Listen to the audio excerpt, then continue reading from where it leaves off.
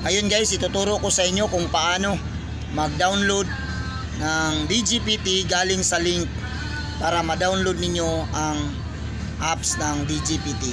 So, tara! So ngayon, ituturo ko sa inyo kung paano mag-download ng DGPT na galing sa link. Ayan. So, ayan, press the link. So, hintayin mo na lalabas yung DGPT. Una, sign mo yung username.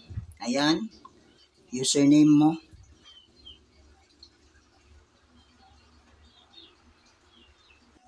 Ayan, sunod is email. Yung email ad mo, kailangan yung present, yung ginagamit mo.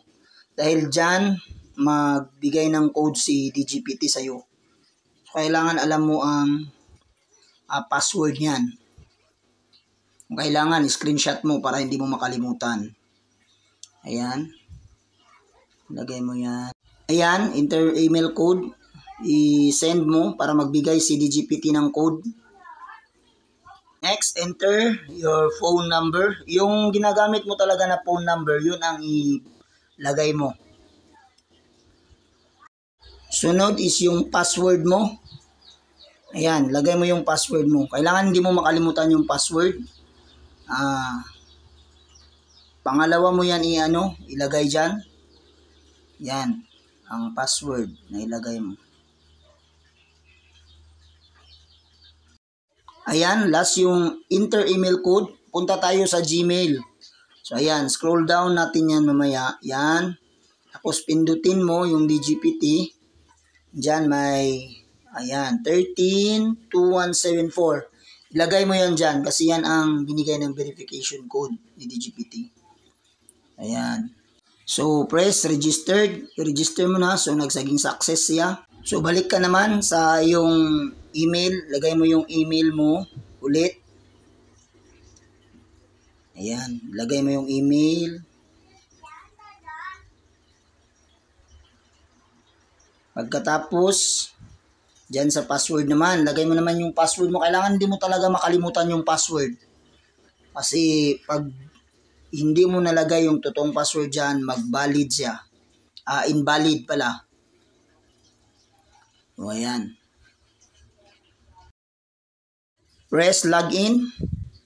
Ayan, naging successful login tayo.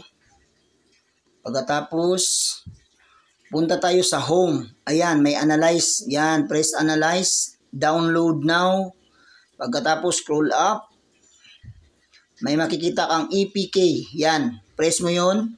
Continue to download. Ayan. I-download natin. Hintayin mo lang na ma-download. Tapos ayan. Install done. So, login mo ulit yung email ad mo. Ayan. Login mo yung email ad. Pagkatapos yung password. Ayan, pagka-password na yan. Tapos pagka-password, i-send mo na. Login mo na. So, successful. Naging na-download na natin, na-install na natin yung DGPT apps na galing sa link. Ayan. So, start mo ulit. Analyze. Punta ka sa analyze sa home. Ayan yung makikita mo. Ayan. Deploy computing. Yun yung mga cents na dyan magbigay si DGPT ng mga centavos na makakolekta mo. Araw yan. 13. Claim mo yan. Press claim. Ayan. So, confirm. Ayan. Makikita mo yung mga partners ni DGPT. So ayan guys, napakasimple lang ng pag-download ng DGPT apps. Sundin nyo lang yung mga itinuturo kong tutorial. Simple lang po yun. Simpleng video para lang may guide kayo.